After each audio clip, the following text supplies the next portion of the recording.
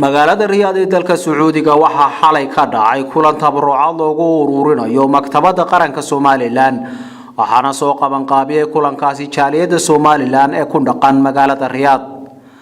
maktabaddan ayaa waxaa hirgelinteedu ka bilaabatay magaalada Hargeysa waxaana dhagax dhigay madaxweynaha Soomaaliland Axmed Maxamuud Siilaanyo waxaana imika la soo gabagabeeyay wajigii koowaad ee mashruuca hirgelinta maktabadda. ugu horeyn waxaa halkaasi hadal ka jeediyay maktabaddu waxa weeye wax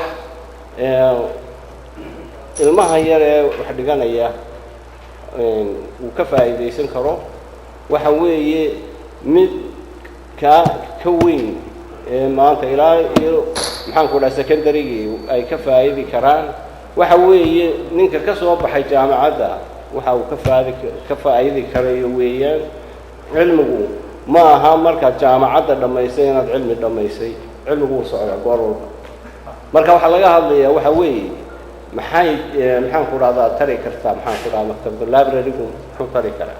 waxaa isna ka hadlay ugaas Axmed Maxamed Siciid oo u mahad celiyay qabanqaabiyaasha kulanka wuxuuna ku tilmaamay arrin waajib ah oo mudan in laga wada qayb qaato. arintaynu u fadhinaa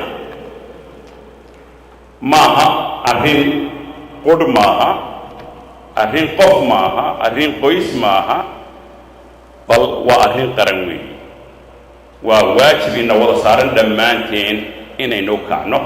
gudoomiyaha hay'adda Samakatalis ee wada hirgelinta maktabadda qaranka Soomaaliland Axmed Daahir Cilmi ayaa telefishinka Royal lagu waramay marxaladihii uu soo maray mashruuca lagu dhisayo maktabaddu wuxuuna ku buuriyay dadku inay ka qayb qaataan. dadkeenu waxay ka bilaabmeen markii dagaaladu dhaceen dhirta hoosteeda ayaa iyo kaamamkii qoxontiga ayaa wax lagu barayay carruurta ama malcamada la furo ama iskuul la furo yani waxa ku tusaysaa duruuf kasta oo adag oo dadkeenu ay galaan inay waxay qaban karayaan wada qabsanayaan wada jir noo qabsanayaan.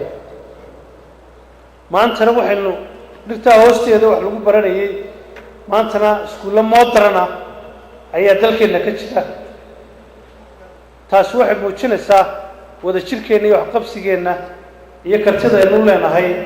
waxaa kaloo iyaduna haddaba muhiima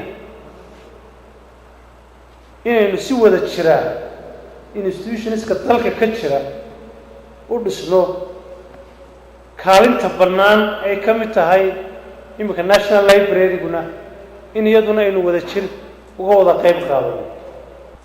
waxbarashadu waxaynu ogsoonnahay inay horumarka dalka kaalin weyn kaga jirto nabadgelyada inay ka qayb qaadato in haddii aynu doonayno businesskeena iyo baacmushtarkeena inuu dalalka kale jaarka ama caalamkaba la tartamo waa inaynu waxbarashada xoojinaa. waxay arrimaha bulshada haddaynu iyadana doonayno inay kor u kacaan waa in aqoonta ummaddeena iyo bulshadeenu leedahay la kobciyo weyn.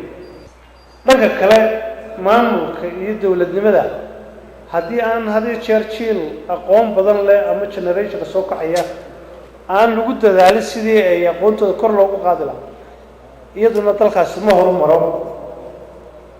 dalba dalku wax ka akhris badan yahay ay ka jecel yihiin wax akhriyaan maaha qofku inuu wax akhriska u barto si uu wax u baran lahaa dabeedna uu ku shaqo tegi lahaa laakiin haddii la jeclaysiiyo carruurtu markay yidhiin bugaagta inay akhriyaan oo ay la saaxiibaan sidii imika sheekh khayr allah siya sheekh dir sheegayay qofka bini'aadamku wuxuu la fadhiisto oo la saaxiibo buuggaagu qiimo badan oo wax ka kororsanaya.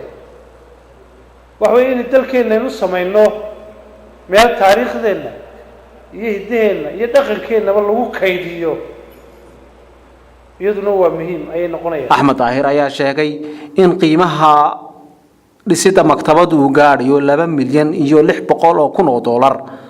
maktabaddan ayaa waxaa la filayaa inay ka faa'iideystaan dadweynaha iyo ardayda ku nool magaalada Hargeysa iyadoo ka caawin doonta dadka ku hawlan cilmi baarista iyo waliba ardayda cilmi doonka ah.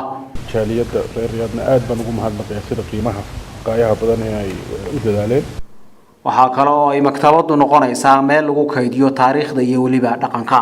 haddaba librarigan ayaa la filayaa mustaqbalka marka la dhammaystiro inuu qayb ka qaato kobaca tacliinta ee magaalada Hargeysa. Maxamed Cali Biixi, Telefishinka Royal, magaalada Riyadh.